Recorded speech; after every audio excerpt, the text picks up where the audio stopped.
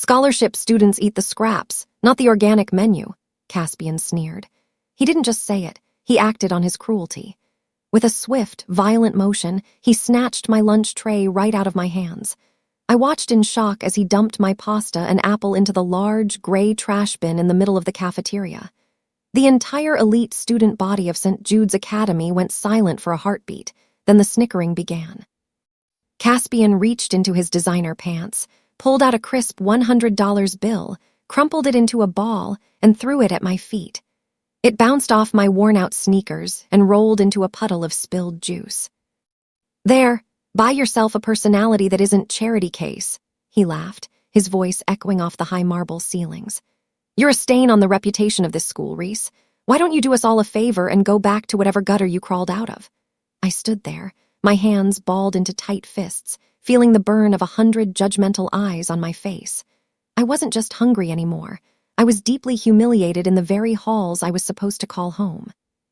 To them, I was just a girl who didn't belong, a girl who lived on their parents' tax breaks and good intentions. But as Caspian walked away, surrounded by his laughing friends, something happened that stopped my breath. Lennox, the personal assistant to Caspian's billionaire father, didn't follow the rich kid. Instead, he stopped right in front of me. He didn't look at me with pity, he looked at me with deep respect. He gave a small, formal bow that only I could see and whispered, "I am terribly sorry for that display, ma'am. The quarterly board report for the endowment is ready for your signature in the library." My name is Reese, and for the last year, I've been living a double life that most people would never believe. To the world of St. Jude's Academy, I am the invisible girl who got in on a diversity and merit scholarship. I wear thrifted sweaters with loose threads, carry a backpack that's been repaired 3 times, and I ride the city bus while my classmates arrive in chauffeured limousines and Italian sports cars. I purposely look like someone who has to count every penny just to afford a notebook. I keep my head down and my grades up, playing the role of the humble outsider perfectly. However, the truth is much more powerful. I'm not a charity case. I'm the sole heiress to the Vane estate, a silent endowment and real estate empire that has existed for over a century. My family doesn't just fund the school. We literally own the land that St. Jude's Academy is built on. Every brick, every blade of grass on the football field, and even the chair Caspian sits in belongs to my family trust. I am attending this school undercover because my grandfather wanted me to see how the institution was really being run when the owners weren't looking. He told me that wealth often masks rot, and he was right. Over the last few months, I have seen the teachers ignore bullying, the administrators favor the rich, and the students treat anyone lesser like trash. I've been documenting every bribe, every act of cruelty, and every violation of the school's charter. I wanted to see who the students were when they thought I was nothing. Caspian was the worst of them, but I knew that his time at the top of the food chain was coming to an end. My signature on that board report wasn't just for paperwork. It was the first step in reclaiming my territory. The very next morning, the bell hadn't even rung for the first period when I was summoned to the main office. I walked through the heavy oak doors and found myself in the office of Headmaster Osric. He was a man who loved the smell of his own expensive cologne and the sound of his own voice. He didn't offer me a seat. He didn't even look up from his desk for the first 2 minutes. He just let me stand there, feeling the weight of the silence. When he finally looked up, his expression was one of extreme annoyance, as if I were a bug he wanted to squash. "Reese, I've received a very serious complaint," Osric began, leaning back in his leather chair. "Caspian's father, who happens to be this school's biggest donor, is very concerned about your presence here. He claims you are disrupting the harmony of the campus and making the other students uncomfortable with your lack of social standing. St. Jude's is a place for leaders, and he feels you are holding the others back." He sighed, looking at my thrift store cardigan with total disgust. "He has requested that I revoke your scholarship and expel you immediately to maintain the school's standards." I stood my ground, my face calm.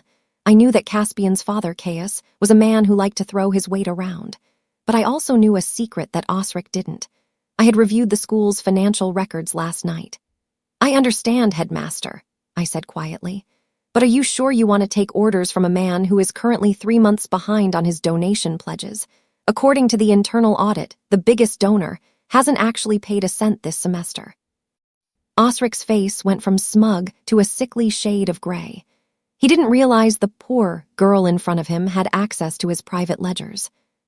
After leaving the headmaster's office, I headed to the science lab for my final project.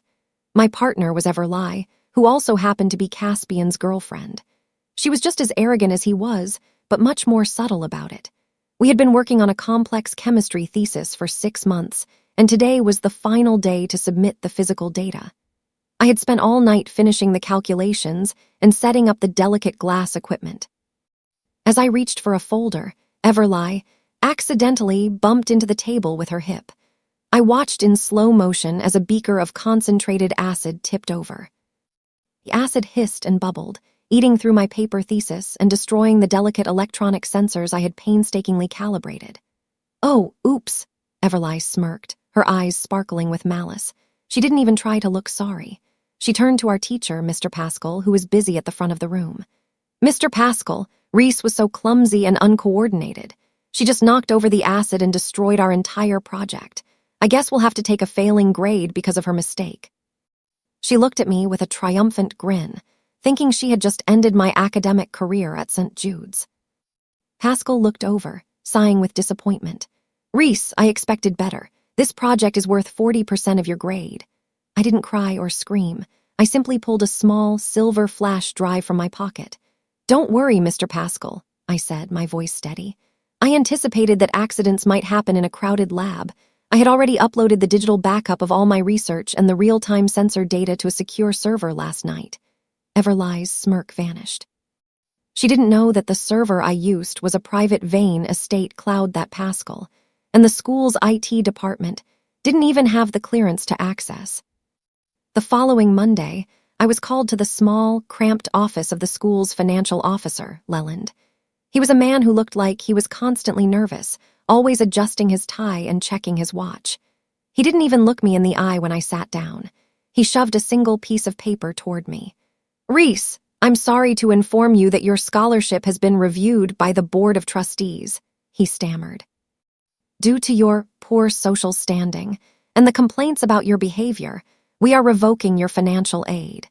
You have 48 hours to pay the full semester tuition or leave the academy." The tuition for one semester at St. Jude was more than most people made in a year. They knew I couldn't pay it, or at least they thought they knew. This was their final way of pushing me out without a public scandal. They thought they were being clever by using money as a weapon. I looked at the paper, then at Leland. He looked like he wanted to be anywhere else. I felt a surge of pity for him, but I also knew he was a coward.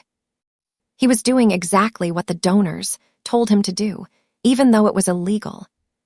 The twist was that Leland's own salary was paid by a specific trust fund that managed the school's payroll. That trust fund didn't bear the school's name. It bore my mother's maiden name, Winslow. My family had set up that fund decades ago to ensure the school's staff were always taken care of. 48 hours, Leland?" I asked, a tiny smile playing on my lips. "That's interesting. I wonder if the Winslow Trust would agree with that timeline. After all, they're the ones who sign your paycheck every Friday." Leland nearly fell out of his chair. He looked at me with wide, terrified eyes, realizing I knew way more than I should. That evening, a mysterious, wax-sealed envelope was left on my desk in the library. It was an invitation to the Iron Gate, a secret club for the school's wealthiest and most elite students. Everyone at St. Jude's knew about the club, but nobody ever spoke about it. It was where the real deals were made and where the rich kids planned their social wars. I decided to show up, but I didn't change my clothes. I arrived in my poor, thrifted sweater and faded jeans. As I reached the heavy iron doors in the basement of the old chapel, Caspian was there, acting as a gatekeeper. "What are you doing here, servant?" Caspian sneered, blocking the entrance with his arm. "This isn't the janitor's closet. This is for people whose families actually matter. You're trespassing." A small group of his friends gathered behind him, laughing and recording the scene on their expensive phones. They wanted to see me get rejected from the one place I clearly didn't belong. "You don't have the invitation, and you definitely don't have the status. Go home and dream about being one of us." He laughed, thinking he had finally found a door he could keep me out of. I didn't argue. I didn't beg. I reached into my pocket and pulled out a small, matte black card with a simple gold V embossed on it. I had never used it before, but tonight felt like the right time. I showed it to the door guard, Rafferty.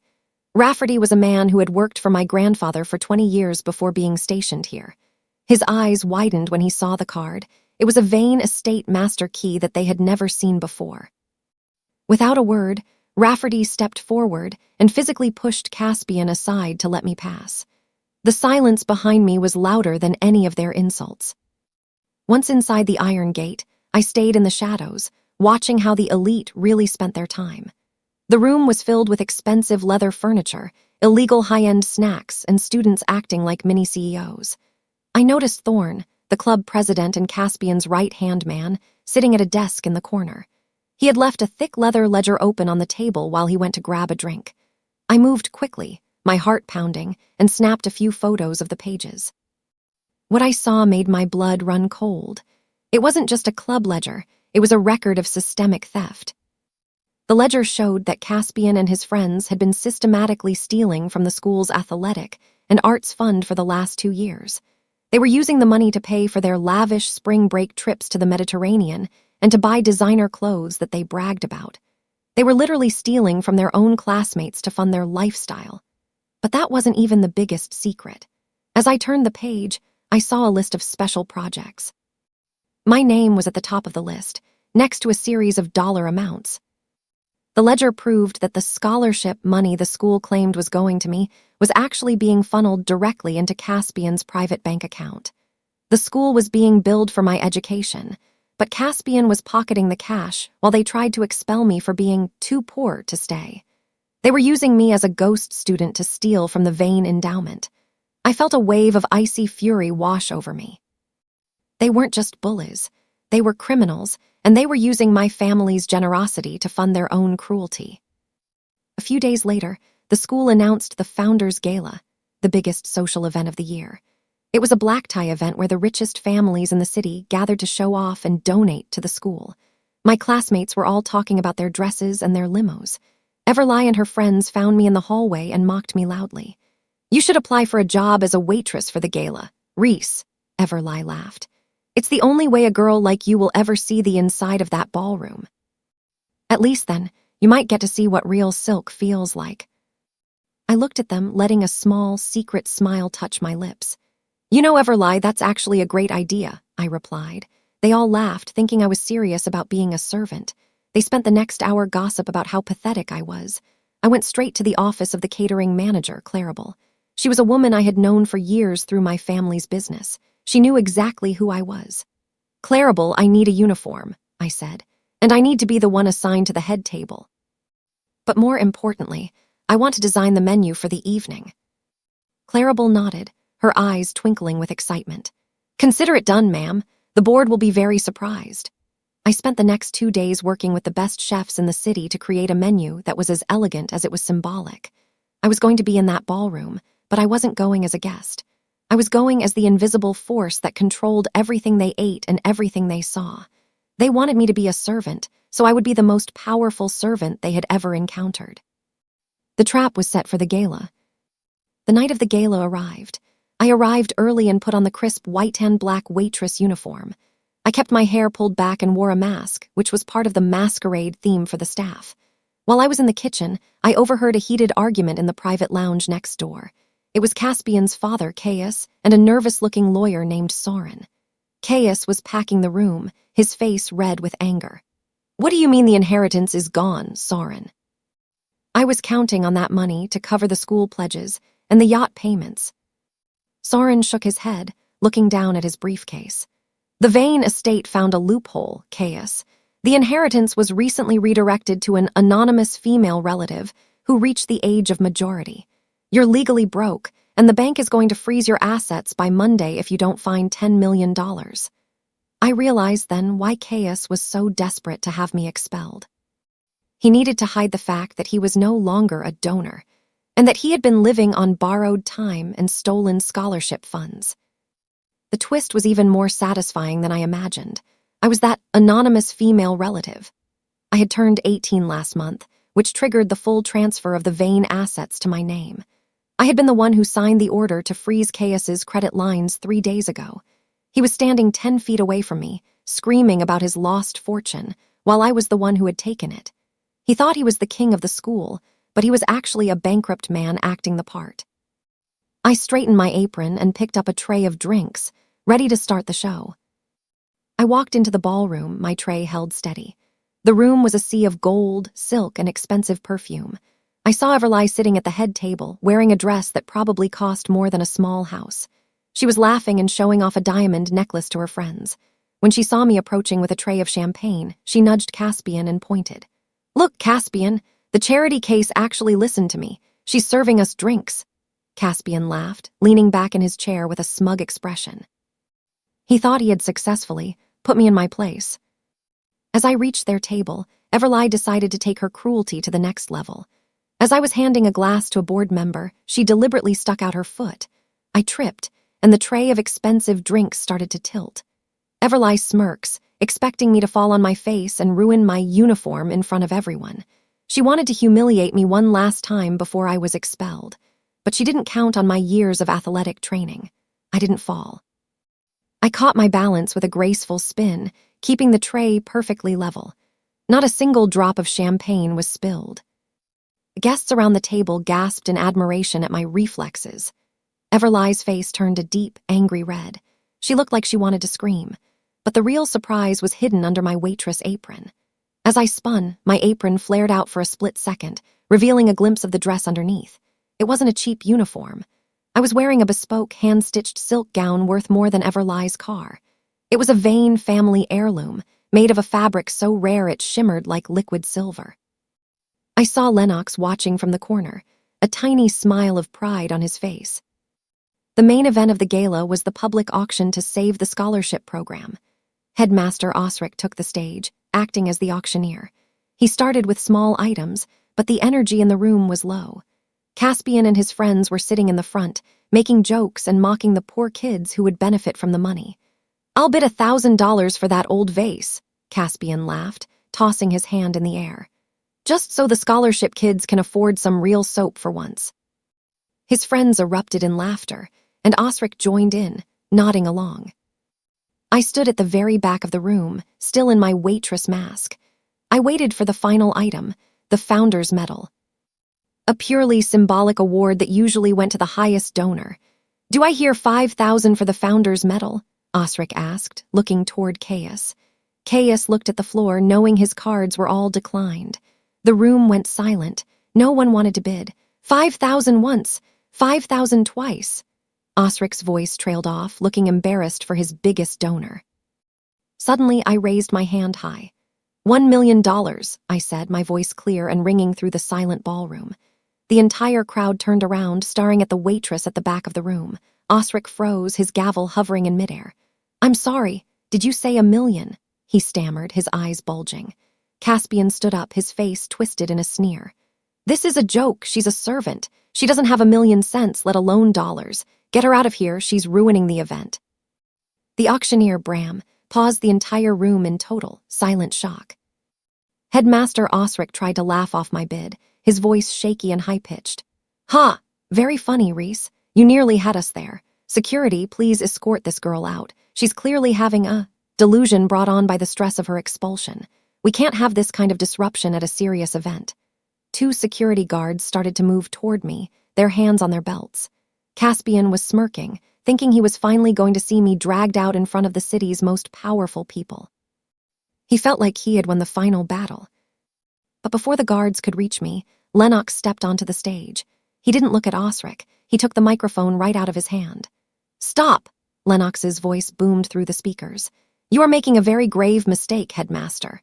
He turned to the crowd, his face formal and serious.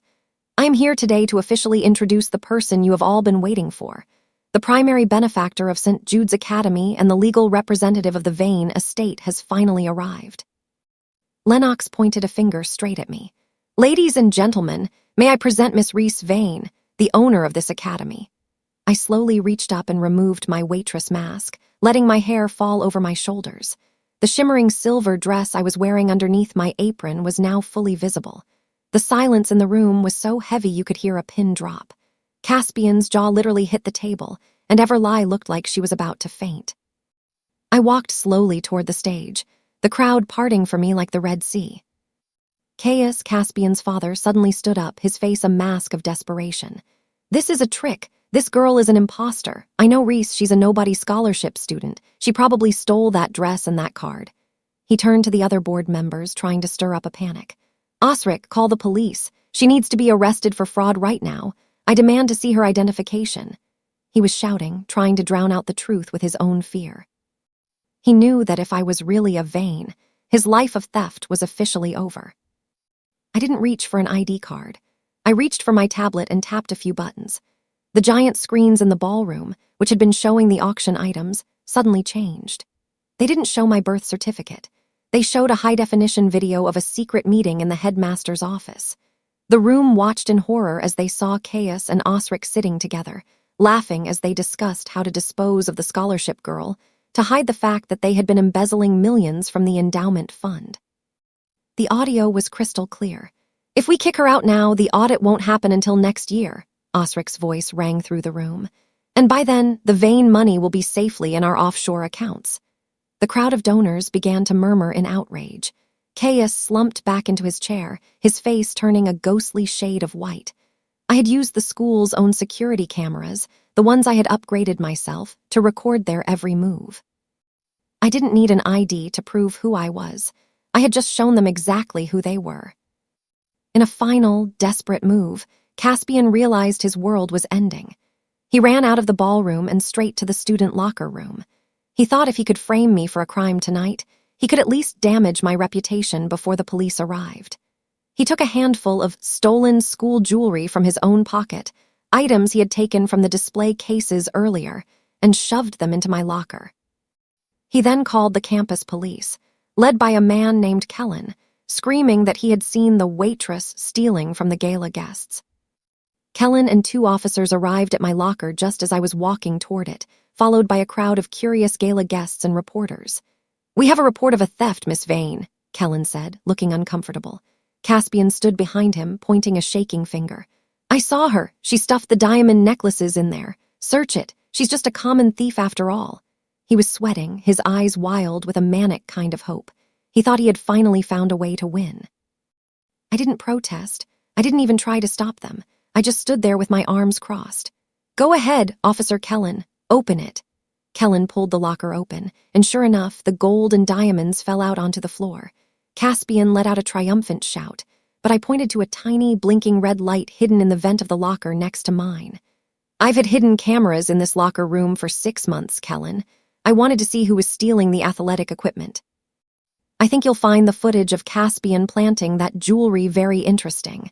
It was recorded 2 minutes ago." Caspian froze, the shout dying in his throat. Caspian's friends, seeing the ship sinking, immediately started to turn on him. Riven, who had been his best friend since 1st grade, stood up in the middle of the hallway. "You know, Caspian has been lying about everything," Riven shouted to the gathered crowd. "He told us all that Reese lived in a homeless shelter and that her clothes were covered in bedbugs. But I saw her last week. I saw her getting into a brand new Bentley at the back of the campus. He's the one who's been obsessing over her." The crowd whispered in shock. A Bentley was a car even most of the rich kids couldn't afford. "The Bentley belongs to my grandfather's former business partner, Albin," I explained to the reporters who were now swarming me. "He is the school's real attorney, and he's been helping me with the audit. I wasn't hiding because I was poor. I was hiding because I wanted to see who my friends really were." Albin stepped out from behind a pillar, nodding to me. He held a briefcase filled with the final eviction notices for the families who had stolen from the school. The realization hit the students like a tidal wave. The poor student wasn't just rich, she was their boss. She was the one who controlled their futures and their family's social standing. Caspian looked around the hallway, seeing only judgmental faces and pointing fingers. The friends who had laughed at his jokes 10 minutes ago were now moving away from him as if he were contagious.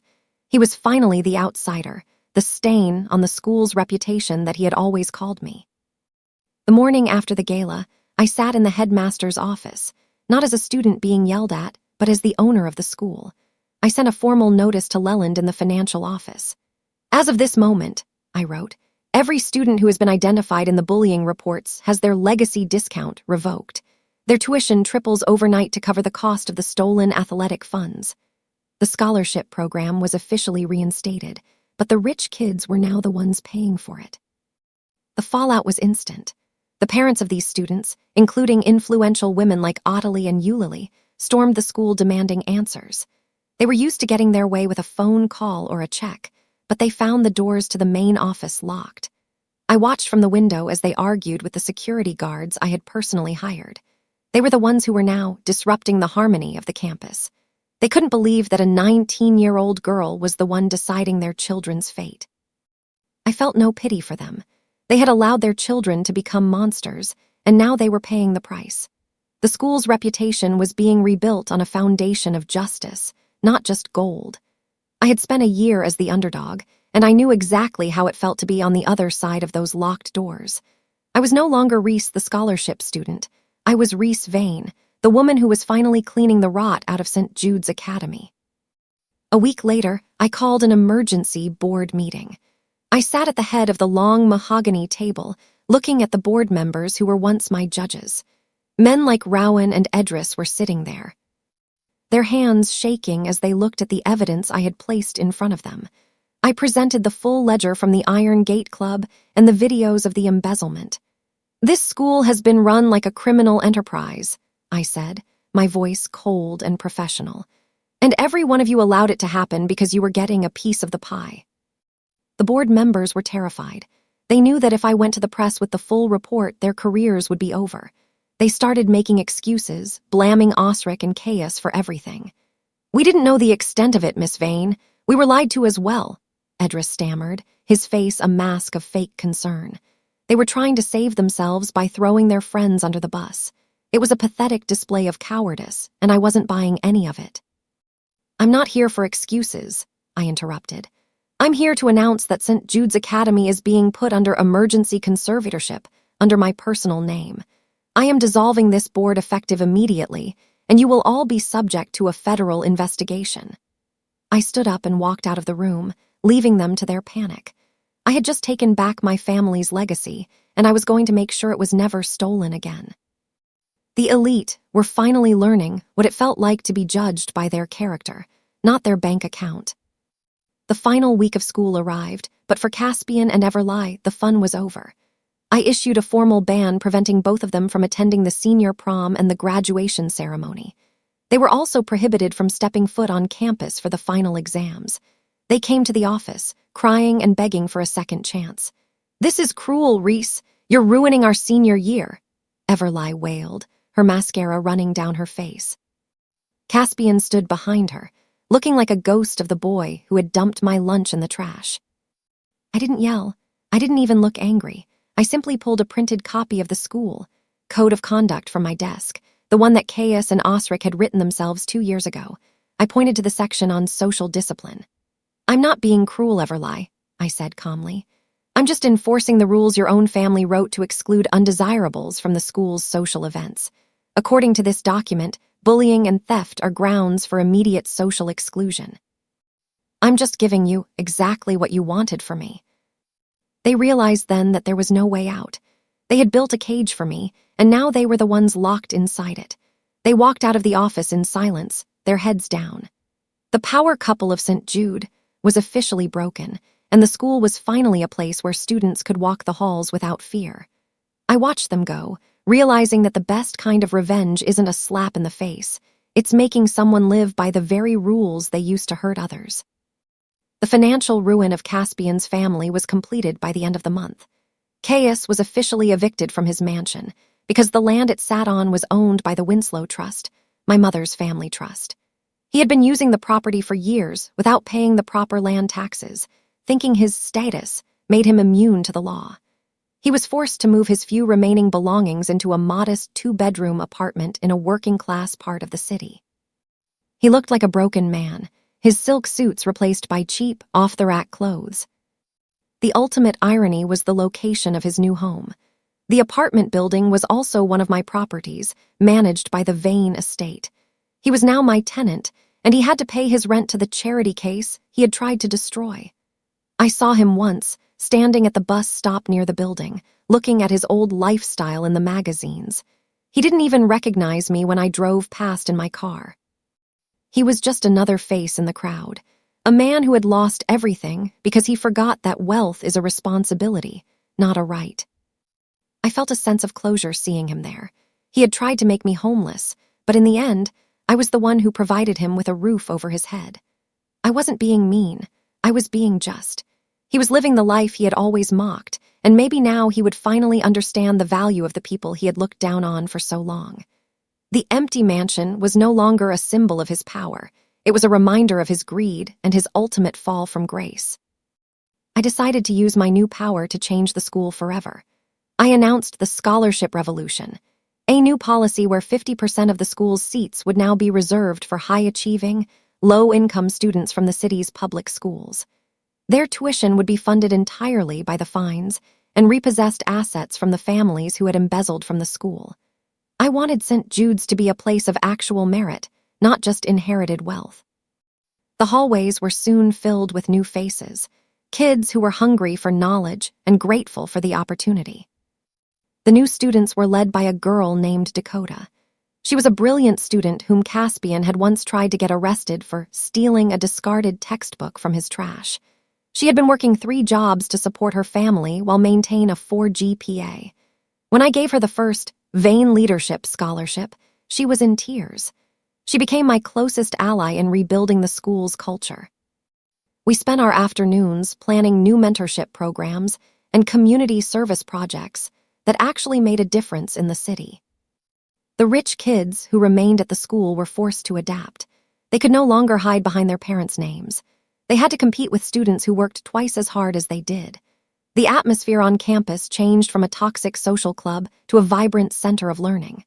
I watched as the old barriers crumbled and as the students began to treat each other like equals.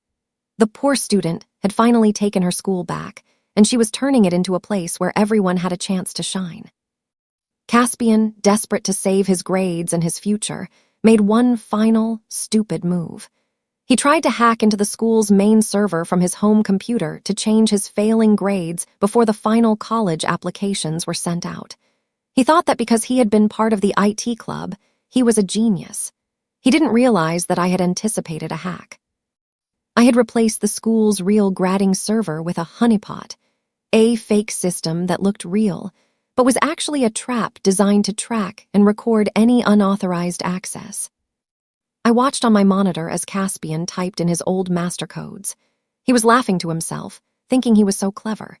He changed his F in math to an A and his D in science to an A+. But as soon as he hit the save button, the honeypot triggered a hidden script. Instead of saving the grades, the system sent a full report of his hacking attempt, including his IP address and a screen recording of his actions, to every Ivy League university he had applied to. He had just turned his A into a permanent academic black mark. Caspian's final exam sabotage was actually a full confession of his crimes. He had just proven to the world that he was a dishonest, entitled cheat who would rather steal a grade than earn one. I felt a cold sense of satisfaction watching the data transfer. He had tried to ruin my thesis with acid, and now he had ruined his own future with a single click. He was finally learning that in the digital world, there are no legacy discounts for bad behavior. The poor kid had just outsmarted him again, and this time there was no going back. The fallout was devastating for Caspian. Within 48 hours, every Ivy League school he had applied to sent him a rejection letter. But they weren't just standard rejections. They included a letter from the Vain Foundation, the school's owner, detailing his character assessment and his history of bullying and academic fraud. He was blacklisted from every top-tier university in the country. He would never be the leader his father wanted him to be. He was a social and academic pariah, and his future was a blank space filled with regret. His mother, Ottilie, tried to call me, screaming and crying that I was destroying a young man's life. I listened for a minute before hanging up. I wasn't destroying his life. I was just showing the world who he really was. He had destroyed his own life the moment he decided that he was better than everyone else. He had used his power to hurt others, and now he was finally feeling the weight of the consequences. The elite were finally being held to the same standards as the poor students they had mocked for so long. I sat in the library, looking at the graduation list. My name was at the top, followed by Dakota and the other scholarship students. Caspian and Everlie's names were missing. The school was finally a place of integrity. And the graduates were people who had actually earned their diplomas. I felt a deep sense of pride in the new St. Jude. We had taken a broken institution and turned it into a beacon of justice. The rich kid was now a cautionary tale, and the poor kid was the one who held the keys to the future. The end of the school year arrived, and Headmaster Osric was finally forced to face the music. He was stripped of his title and his pension, and he was facing a long list of criminal charges for embezzlement and fraud. He sat in his empty office, looking at the awards he had bought with stolen money. He begged me for a recommendation letter so he could find a new job at a smaller school in another state. "Please, Reese, I have a family to support. Don't let me end up in the gutter," he pleaded, his voice cracking. I looked at him for a long time, remembering the day he had stood over me and told me I was a stain on the school's reputation. I remembered how he had laughed while my lunch was dumped in the trash. I pulled out a piece of school stationery and wrote a single sentence. I placed it in an envelope and handed it to him. "Here is your letter, Osric," I said quietly. "I hope it helps you find exactly what you're looking for." He grabbed it with shaking hands, his eyes filled with a desperate kind of hope. He opened the envelope and read the sentence I had written. "He is exactly what he deserves." He looked up at me, his face turning a dark, angry red, but I was already walking out the door. I had no more words for him. He had spent his career protecting the rich and punishing the poor, and now he was finally experiencing the meritocracy he had always talked about. The headmaster's resignation was the final piece of the puzzle, and the school was finally free of his toxic influence. On the night before graduation, I went up to the school's rooftop to look at the city skyline. It was a quiet, peaceful night, and I felt a sense of accomplishment I hadn't known before. Suddenly, I heard a footstep behind me. I turned around and saw Caspian. He looked terrible, his clothes were wrinkled, his hair was messy, and he looked like he hadn't slept in days. He didn't look like the king of the school anymore. He looked small, tired, and very, very lonely. "Why didn't you just tell us who you were from the start, Reese?" he asked, his voice barely a whisper. "If you had told us you were a Vane, we would have been your friends. We would have treated you with respect. We wouldn't have done any of those things." He looked at me with a genuine sense of confusion, as if the answer weren't obvious. He still didn't understand the core of the problem. He still thought that respect was something you only gave to people with a certain last name or a certain bank balance. I looked at him and felt a deep sense of pity. "That's exactly why I didn't tell you, Caspian," I said quietly. "Because if I had told you, you would have been nice to me because of my money. I wanted to see who you were when you thought I had nothing. I wanted to see how you treated the people who couldn't give you anything in return. And you showed me. You showed the whole school exactly what kind of man you are." He looked away, his shoulders slumped. He finally realized that the poor student had been testing his soul, and he had failed every single exam. The day of the new school orientation arrived. I stood on the grand stage of the auditorium, looking out at a sea of new faces. There were students from every neighborhood in the city, all sitting together as equals. I wasn't wearing my poor clothes anymore, but I wasn't wearing a crown either. I was wearing a simple, elegant suit that felt like me. I looked at Dakota and the other scholarship students in the front row and smiled. They were the real heart of the school now, and I was proud to be their partner in this new era. I took the microphone and looked out at the audience. "Welcome to a new beginning," I began. "St. Jude's Academy has a long history, but today we are starting a new chapter. From this moment on, this school will no longer be a social club for the few. It will be a place of justice, integrity, and hard work." I paused, feeling the weight of the moment. "And to reflect this change, I am officially announcing that the school is being renamed the Winslow Vane Institute for Justice. We are no longer St. Jude's. We are a family of learners." The crowd erupted in a roar of cheers that shook the walls. I walked off the stage, feeling a deep sense of peace. I had gone into the school as an underdog and came out as the person who rewrote the rules. I walked out into the sunshine, no longer the poor student who had been bullied, but the woman who had finally taken her school back. I looked up at the new sign being raised over the front gate and smiled. My grandfather would have been proud. The Vane estate was no longer a silent endowment. It was a loud and clear voice for change.